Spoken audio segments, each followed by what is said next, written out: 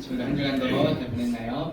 오늘은 요나단으로 말미암아라는 제목으로 함께 말씀 나누려고 합니다. 자, 친구와 관련해서 여러 사자성어 친구 알죠? 네 가지 이제 한자로 된 그런 말인데요. 자, 친구와 관련된 사자성어 그 중에서 세 가지를 한번 오프닝 편하게 한번 좀 보려고 합니다. 들어본 친구들도 있을 텐데요. 첫 번째는 중마고 들어본 적 있나요, 친구들?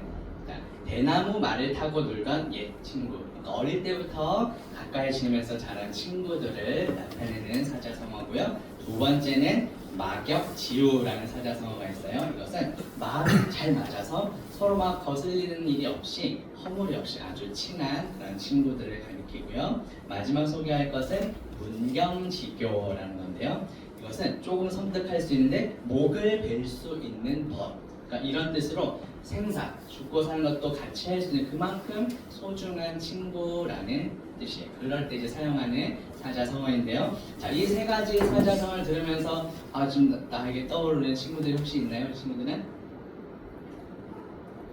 다 되고 싶어요, 목을? 그런 건 아니죠? 분명히 또 어릴 때부터 친하게 지낸 친구들도 분명히 있을 거고요. 또 이렇게 함께 신앙생활 하면서 교회 안에서 만나게 된 친구들도 이제 있게 되죠. 오늘 새로운 학생 친구 왔는데 조사랑에서 내년에 고2 올라간 우리 하율이, 주연이랑 이제 친구들이고 또 동생이 있어요. 조은별, 우리 중학교 2학년 잠원 중이라고 하니까 우리 효린 지우도 친하게 지금도 함께 이렇게 또 친구 새롭게 주님 안에서 우리 한 몸된 공동체로 불러주셔서 이렇게 친하게 지내는 여러분의 공동체가 되면 좋겠습니다. 자, 오늘 성경 말씀에 보면은 우리는 진정한 친구가 무엇인지 그 친구의 모델을 우리가 볼 수 있게 돼요. 그 주인공이 바로 다윗과 요나단이에요. 자, 이 둘의 관계를 설명할 수 있는 성경 구절이 있는데요. 사무엘상 18장 1절 같이 한번 읽어볼까요? 다윗이 사울에게 말하기를 마치매 요나단의 마음이 다윗의 마음과 하나가 되어 요나단이 그를 자기 생명같이 사랑하니라. 자, 다윗과 요나단의 관계는 조금 특별한 관계였어요. 이 요나단은 당시 왕인 사울의 아들, 사울 왕의 아들, 그러니까 왕자인 거죠. 자, 골리앗과의 싸움에서 이긴 그 다윗을 보고 요나단의 마음, 사울 왕의 아들인 이 요나단의 마음이 다윗의 마음과 하나가 되었다 이렇게 말하고 있어요. 자, 그때부터 요나단은 다윗을 자기의 생명처럼 사랑했다 이렇게 표현하고 있죠. 자, 18장 3절과 4절도 한번 읽어볼게요. 요나단은 다윗을 자기 생명같이 사랑하여 더불어 언약을 맺었으며 요나단이 자기가 입었던 겉옷을 벗어 다윗에게 주었고 자기의 군복과 칼과 띠도 그리하였더라. 아멘. 자, 여기 본문에 나오는 이 사랑이라는 단어를 헬라어로 필리아라고 하는데요. 자, 헬라어에는 사랑을 표현하는 네 가지 단어가 있어요. 먼저는 이건 아마 들어본 친구들도 있을 텐데 하나님께서 우리를 사랑하시는 우리 흉내조차 낼 수 없는 정말 하나님만이 우리에게 주실 수 있는 영원한 사랑이 있죠. 그게 바로 아가페 사랑이라고 하고요. 두 번째는 부모님이 여러분들 사랑하시는 자녀를 사랑하는 그런 톨게의 사랑이 있어요. 세 번째는 남녀 간의 사랑이면 에로스. 아직은 없죠? 하고 있나요? 에로스의 사랑을 하고 있는 친구들 있나요? 네. 아직은 없는 것 같고. 자, 네 번째 이제 오늘 본문에 나오는 우정, 우리 친구들 간의 우정을 나타내는 필리아의 사랑인데요. 자, 요나단은 자신이 할 수 있는 범위 내에서는 정말 최고의 사랑으로 다윗을 대했다라는 것을 우리에게 보여주는 것이죠. 다윗을 정말 자기의 생명같이 사랑하고 자기의 것을 정말 아낌없이 줄 수 있는 그런 우정, 그런 사랑이었다는 거예요. 거의 하나님께서 우리를 사랑하시는 거의 아가페 수준에 가까운 그런 사랑이었다라는 것이죠.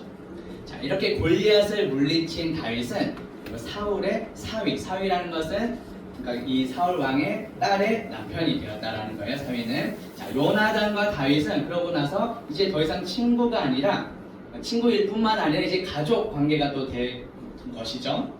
자, 그런데 안타까운 것은 그때부터 이 요나단의 아버지인 사울 왕이 자신 사위인 다윗을 죽이려고 했다라는 거예요. 사무엘상 18장 6절부터 보면 다윗이 전쟁에서 이기고 돌아올 때 환영하면서 여인들이 이렇게 노래하는 장면이 나오거든요. 이렇게 노래합니다. 사무엘상 18장 7절에 보면 여인들이 뛰놀며 노래할 때 사울이 죽인 자는 천천히요 다윗은 만만히로. 다윗이 사울보다 더 뛰어나다 이렇게 지금 칭찬했다라는 것이죠. 자, 이 말을 들은 사울의 마음이 어땠을까요? 감히 사위가 나보다 더 뛰어나? 분노했어요. 사울아. 이때 악령이 사울에게 들어가서 그때부터 다윗을 죽이려고 끝없이 시도합니다. 자, 분노는 사실은 하나님께서 주시는 마음은 아니에요. 항상 우리는 우리의 마음이 예수 그리스도의 영이신 성령님께서 내 마음을 주장하시도록 늘 깨어서 우리가 기도해야겠죠. 사울이 여러 번 다윗을 죽이려고 할 때 요나단이 다윗을 위기로부터 구해줬어요. 아버지를 설득하기도 하고 다윗이 숨을 피신시키기도 하면서 이렇게 보호도 해주었어요. 요나단이 다윗을 숨겨주고 이렇게 피신시켜준 그 이야기가 마지막으로 사무엘상 20장에 기록이 되었는데 그 가운데 다윗과 요나단이 맺은 언약, 특별한 약속이 이제 나타나거든요. 우리 13절 후반절부터 16절까지 내용 조금 길지만 우리 같이 한번 볼게요. 여호와께서 내 아버지와 함께 하신 것 같이 너와 함께 하시기를 원하노니 너는 내가 사는 날 동안에 여호와의 인자하심을 내게 베풀어서 나를 죽지 않게 할 뿐 아니라 여호와께서 너 다윗의 대적들을 지면에서 다 끊어버리신 때에도 너는 내 인자함을 내 집에서 영원히 끊어버리지 말라 하고 이에 요나단이 다윗의 집과 언약하기를 여호와께서는 다윗의 대적들을 치실지어다 하니라 이렇게 말하죠. 특별히 제가 노란색으로 표시한 15절에 보면 너는 너의 인자함을 내 집에서 영원히 끊어버리지 말라라고 이렇게 당부하고 있어요. 자, 그리고 20장 마지막 부분에서는 다윗과 요나단이 이제 마지막 이별을 합니다. 그리고 이후에 사무엘상 마지막 장인 31장에서 사울과 요나단을 포함해서 그의 세 아들들은 이제 블레셋과의 전쟁에서 모두 다 죽게 돼요. 전사하게 되죠. 그래서 사무엘상이 이제 마무리가 됩니다. 그리고 사무엘 하로 넘어가면 사울과 요나단의 죽음을 듣게 된 다윗이 슬퍼하면서 노래를 지은 애도하고 이렇게 추모하는 그런 노래를 또 부르는 장면이 나와요. 자기의 옷을 찢고 또 사울 왕과 요나단을 위해 슬픈 노래로 이렇게 애도하면서 그 노래를 유다 족속들에게 가르치라고 이렇게 명령하기도 합니다. 다윗이 이렇게 요나단에 대해 슬퍼하는 마음이 사무엘하 1장 26절에 나오는데 같이 볼게요. 내 형 요나단이여 내가 그대를 애통함은 그대는 내게 심히 아름다움이라 그대가 나를 사랑함이 기이하여 여인의 사랑보다 더하였도다. 이렇게 애통해하면서 친구의 죽음을 이렇게 추모하고 있어요.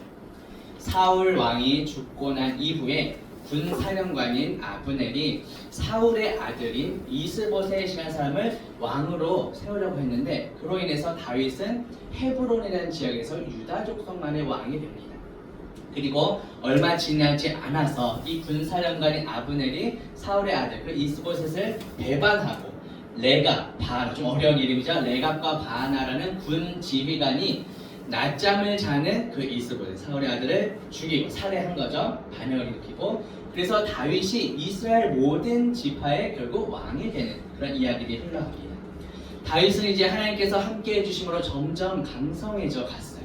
다윗 성도 쌓고 블레셋과의 전쟁에서도 승리했어요. 그리고 하나님의 그 언약궤, 하나님의 인자를 상징하는 궤도 다윗 성으로 이제 옮겨오게 되죠. 자, 하나님께서는 이제 나단 선지자를 통해서 다윗과 언약을 맺으세요. 그것을 이제 다윗 언약이라고 부르거든요. 이 다윗 언약은 크게 세 가지로 말 수 있어요. 첫 번째는 다윗을 이스라엘의 주권자로 삼으신다는 내용인데요. 먼저 사무엘하 7장 8절에 보면 그러므로 이제 내 종 다윗에게 이와 같이 말하라. 만군의 여호와께서 이와 같이 말씀하시기를 내가 너를 목장 곧 양을 따르는 데에서 데려다가 내 백성 이스라엘의 무엇으로 삼았다고요? 주권자로 삼아주겠다 이렇게 약속을 하신 거예요. 두 번째 약속은 이스라엘 민족들을 정착하게 하고 보호해 주신다는 약속인데요. 10절 말씀 볼게요. 내가 또 내 백성 이스라엘을 위하여 한 곳을 정하여 그를 심고 그를 거주하게 하고 다시 옮기지 못하게 하며 악한 종류로 전과 같이 그들을 해하지 못하게 하여 이렇게 약속을 하신 거예요. 마지막 약속은 다윗의 씨로 그 다윗의 나라를 견고하게 세워주시겠다 이렇게 약속하셨어요. 그 말씀이 12절인데요. 같이 볼게요. 내 소환이 차서 내 조상들과 함께 누울 때에 내가 내 몸에서 날 내 씨를 내 뒤에 세워 그의 나라를 견고하게 하리라. 특별히 마지막 세 번째 약속은 다윗 언약 중에서 가장 중요한 핵심인데요. 당장 문자적으로 1차적으로는 다윗의 씨인 다윗의 아들 솔로몬을 통해서 왕의 계보가 이어지지만 궁극적으로는 누구를 가리킬까요? 다윗의 후손으로 이 땅에 오신 예수 그리스도, 그분이 바로 메시아이시잖아요. 그분을 미리 보여주는 그런 약속의 예언의 말씀이기도 합니다. 자, 요나단은 이렇게 하나님의 은혜를 입고 하나님을 통해 은혜의 언약을 받게 된 이 다윗은 받은 은혜, 받은 사랑을 이제 흘려보내기 위해서 예전에 친구였던 요나단과 맺었던 그 언약, 이 하나님과 맺은 언약을 맺으면서 예전의 친구 요나단과 맺은 언약도 떠올리게 된 거죠. 자, 오늘 본문에 우리 사무엘하 9장 1절 같이 한번 읽어볼까요? 다윗이 이르되 사울의 집에 아직도 남은 사람이 있느냐? 내가 요나단으로 말미암아 그 사람에게 은총을 베풀리라 하리라. 오늘 설교의 제목이 바로 요나단으로 말미암아. 자, 우리 사무엘상 20장 15절 아까 요나단과 다윗이 맺었던 그 약속 중에서 너는 내 인자함을 내 집에서 영원히 끊어버리지 말라, 이 내용이 있었죠. 다윗은 요나단으로부터 받았던 그 은혜를 기억한 거예요. 그래서 받은 은혜를 이제 요나단의 후손들에게 그대로 갚아주려고, 돌려주려고 합니다.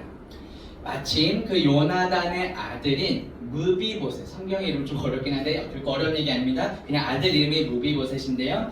아들이 있다, 죽은 친구의 아들이 있다는 소식을 들었고 다윗은 그 무비보셋을, 요나단의 아들을 이제 자신의 성 다윗성으로 부르게 됩니다. 그 내용이 이제 오늘 본문 9장 7절인데요. 같이 볼게요.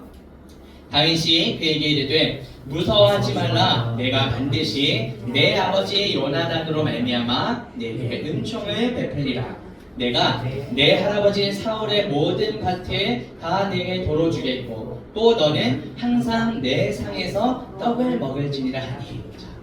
이 무비보셋의 아버지 요나단과 다윗이 정말 절친이고요. 이 요나단의 아버지인 사울, 그러니까 지금 무비보셋 입장에서는 할아버지 사울이 되죠. 이 사울은 지금 요나단의 친구 다윗을 죽이려고 했던 그 사람이에요. 그러니까 어떻게 보면 원수의 손자인데 다윗은 그 친구의 요나단으로 말미암아 받은 은혜를 그 아들에게 지금 전해주려고 하는 겁니다.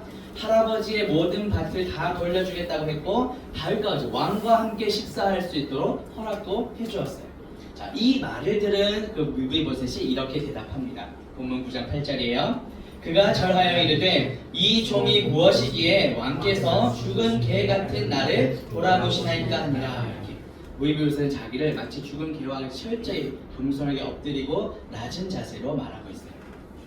이미 실패한 그 사울 왕의 손자인데다가 다리까지 절어서 스스로를 죽은 개라고 이렇게 낮게 취급을 한 거죠.